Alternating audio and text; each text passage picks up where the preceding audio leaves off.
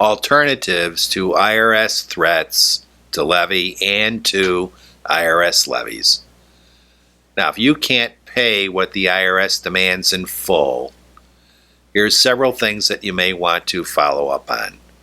1, consider asking that the IRS put a hold on collections for some stated period of time so that you can get back on your feet. 2, if you can't pay anything to the IRS, consider asking the IRS to determine that you are currently not collectible. And remember, we have a DTA, Digital Tax Attorney set, that is entitled CNC. And get that and follow up on it. Okay? 3, consider establishing an installment payment plan, even if the payments are modest. Okay?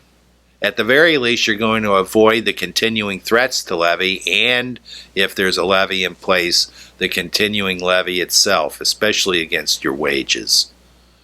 But we give you always a warning here. DTA is very concerned about the fact that many people enter into payment plans with the IRS that are not good for them, and we refer to them as black magic payment plans. Hence, we have more than one product, both a set and also an introduction to IRS black magic payment plans. There's millions of payment plans in place at any given particular time, and not all of those plans are working for the benefit of the taxpayer, even though they seem to be. Okay? So understand your rights in that connection.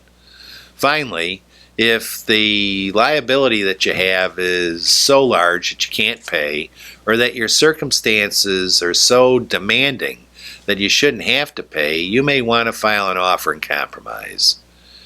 And though that's really beyond the scope of Digital Tax Attorney, just recognize that it's out there.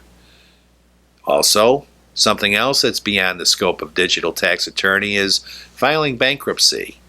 And if you contemplate that, if you're thinking about that, be sure to contact and talk about your specifics with a bankruptcy lawyer.